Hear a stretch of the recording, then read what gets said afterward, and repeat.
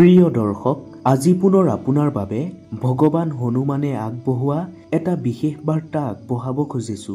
এই বাৰ্তাই আপোনাৰ জীৱন সম্পূৰ্ণৰূপে সলনি কৰি তুলিব। এই বাৰ্তাই আপোনাৰ হৃদয়ৰ ঈপ্সিত শক্তিক জাগ্ৰত কৰিব, আপোনাৰ অন্তৰাত্মাক এক নতুন গতিৰে পুনৰ্জীৱিত কৰি তুলিব আৰু আপোনাৰ জীৱন প্ৰশান্তিৰে ভৰাই তুলিব। ভগৱান হনুমান আমাৰ আত্মাৰ সঁচা লগৰী। ভগৱান হনুমান বহুত কোমল অন্তৰৰ। তেওঁ সংকট মোচক। তেওঁ ভক্তৰ দুখ কষ্ট সোনকালেই নিবাৰণ কৰে। সদায় আমাক লগ দিয়ে, আমাক সহায় কৰে। আমাক প্ৰভু হনুমানে আমি নজনাকৈ নানা বিপদৰ পৰা ৰক্ষা কৰে।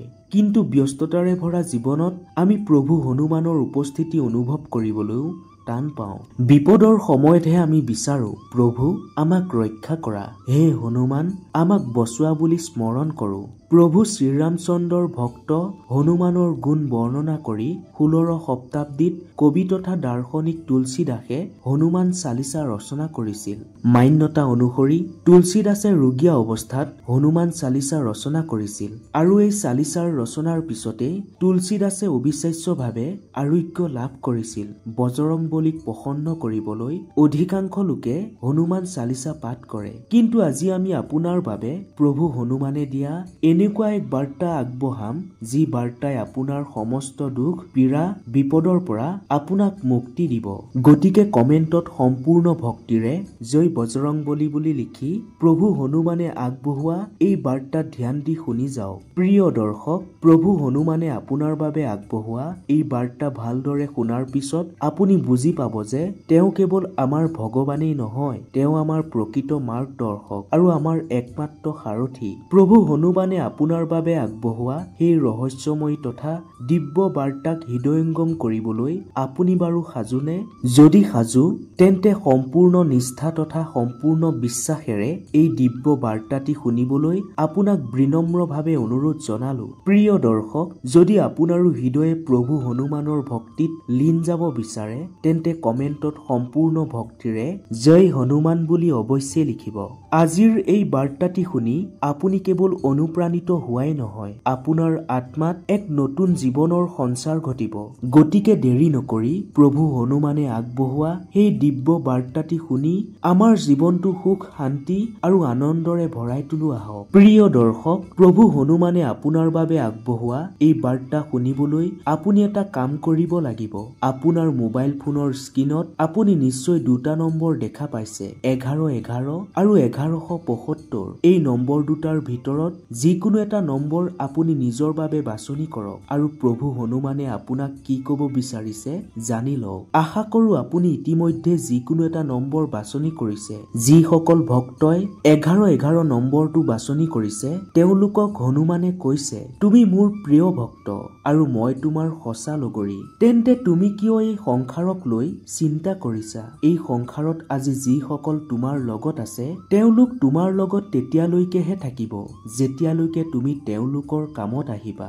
যেতিয়ালৈকে তেওঁলোকৰ তোমাৰ প্ৰয়োজন হ'ব, তেতিয়ালৈকে তেওঁলোক তোমাৰ কাষত থাকিব। তোমাৰ পৰা যেতিয়াই তেওঁলোকৰ কাম সিদ্ধি হ'ব, যেতিয়াই প্ৰয়োজন শেষ হ'ব, তেতিয়াই তুমি তেওঁলোকৰ বাবে কামত নহা হবা। তেতিয়াই তেওঁলোকে তোমাৰ পৰা আঁতৰি চলিবলৈ ল'ব। তেতিয়া তোমাক তেওঁলোকে দেখিও চিনি নোপোৱাৰ ভাও ধৰিব। সেইবাবে এই সংসাৰৰ কথা, সেই মানুহবোৰৰ কথা ভাবিবলৈ তুমি বাদ দিয়াই তোমাৰ বাবে মংগল। ভাবিব বিচাৰা যদি মোৰ কথা ভাবা, তোমাৰ প্ৰিয় সখাৰ কথা ভাবা। তুমি তোমাৰ ভৱিষ্যতৰ চিন্তা কৰা আৰু নিজৰ ভৱিষ্যত সুন্দৰ কৰিবলৈ তুমি তোমাৰ বৰ্তমানক উন্নত কৰাত ধ্যান দিব লাগিব। অতীতক লৈ চিন্তা কৰি তোমাৰ কিবা হ'ব জানো? তোমাৰ অতীত যেনেকুৱা আছিল, অতীতত যি হৈছিল সেইবোৰ বৰ্তমানত ভাবি মিছাতেই সময় নষ্ট নকৰিবা। অতীতৰ পৰা কেৱল শিক্ষাহে ল'ব লাগে। অতীতত কৰা ভুল পুনৰ যাতে নহয় তাৰ প্ৰতি ধ্যান ৰাখা। তেতিয়া কিদৰে তোমাৰ বৰ্তমান সুন্দৰ হৈ পৰিব তুমি নিজেই দেখা পাবা। তোমাৰ ভৱিষ্যতো উজ্জ্বল হৈ পৰিব। যদি তুমি মোৰ ভক্তি কৰা, মোক স্মৰণ কৰা আৰু মোৰ ওপৰত বিশ্বাস ৰাখা, তেন্তে মই তোমাক প্ৰতি মুহূৰ্ততে সংগ দিম। তোমাৰ সকলো পৰিস্থিতিতে মই তোমাৰ কাষত থাকিম। তোমাক সকলো বিপদৰ পৰা মই উদ্ধাৰ কৰিম। মই তোমাৰ মাৰ্গদৰ্শক হিচাপে কাম কৰিম। তোমাৰ জীৱনলৈ যি বিপদ আহিব, সেই বিপদ দূৰ কৰাটো মোৰ দায়িত্ব হৈ পৰিব। কৰিব। গতিকে জীৱনক লৈ তুমি শংকিত হোৱাৰ কোনো প্ৰয়োজনেই নাই। প্ৰভু হনুমানে আৰু কৈছে, মানুহৰ অৰ্ধপতন তেতিয়াই আৰম্ভ হয় যেতিয়া নিজৰ পৰিয়ালক উপেক্ষা কৰি অপৰিচিত বা কম পৰিচিত ব্যক্তিৰ পৰামৰ্শ গ্ৰহণ কৰিবলৈ আৰম্ভ কৰে। কাৰোবাক প্ৰতাৰণা কৰিলে তাৰ ফল তুমি নিশ্চয় ভোগ কৰিবাই। যি মুহূৰ্তত তুমি প্ৰতাৰণাৰ পথ বাছি ল'বা, সেই মুহূৰ্তৰ পৰাই তোমাৰ ধ্বংসৰ দুৱাৰ খোল খাব। নিজৰ কৰ্মফল নিজৰ হাততেই পাবা। তুমি যি কাম কৰিবা তাৰ ফল তুমি পাবাই।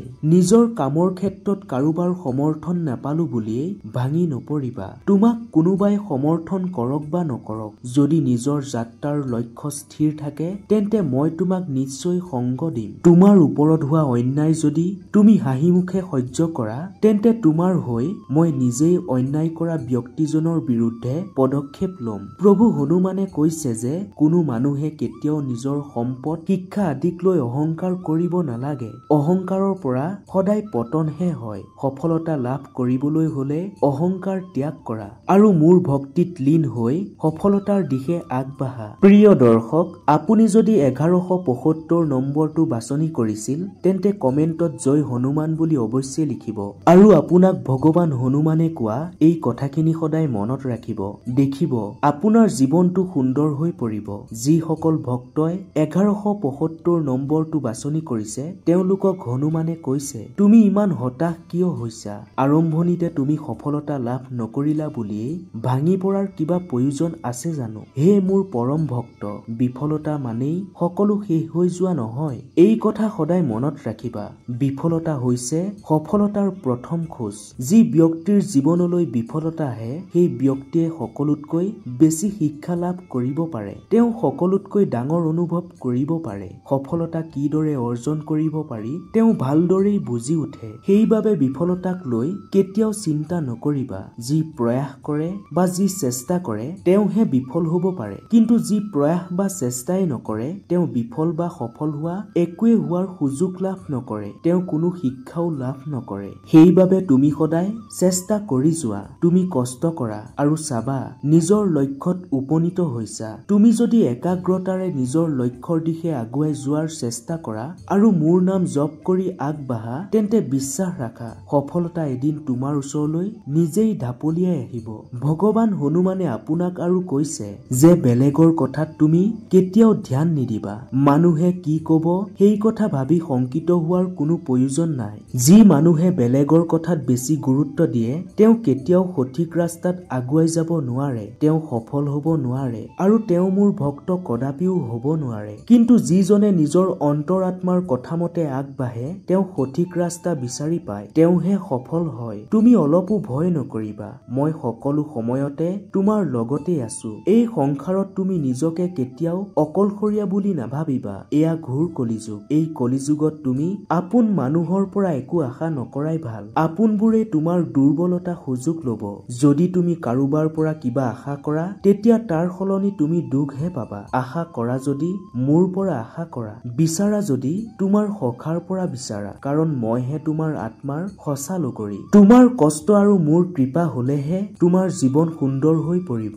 যিজনে আনৰ ভালৰ বাবে চিন্তা কৰে সেইজনৰে জীৱনটো মই ভাল কৰি তোলো। সেইবাবে সদায় ভাল কৰ্ম কৰিবা আৰু মোৰ ভক্তি কৰিবা। লগতে নিজৰ জীৱনটো সুন্দৰ কৰিবলৈ সদায় নিষ্ঠা আৰু একাগ্ৰতাৰে কাম কৰি যোৱা। তোমাৰ জীৱন সলনি কৰাৰ বাবে এয়াই উত্তম সময়। মোৰ ওপৰত বিশ্বাস ৰাখি সততাৰে আগুৱাই যোৱা। দেখিবা তোমাৰ জীৱনৰ পৰা সকলো জটিলতা লাহে লাহে দূৰ হৈ পৰিব। তোমাৰ সকলো ইচ্ছা মই পূৰণ কৰিম। তোমাৰ প্ৰতিটো সপোন পূৰণ কৰিবলৈ মই নিজেই তোমাক মাৰ্গদৰ্শন দিম। প্ৰিয় দৰ্শক, এয়া আছিল প্ৰভু হনুমানে আপোনাৰ বাবে আগবঢ়োৱা কিছু বিশেষ বাৰ্তা। যদি এই বাৰ্তাই আপোনাক অলপ হলেও অনুপ্ৰাণিত কৰিছে তেন্তে আন 10 জনৰ ভালৰ বাবে এতিয়াই ভিডিঅ'টো শ্বেয়াৰ কৰি দিব। লগতে প্ৰভু হনুমানৰ আশীৰ্বাদত জীৱনটো সুন্দৰ আৰু সুখময় কৰিব বিচাৰে যদি কমেণ্টত ওম নমঃ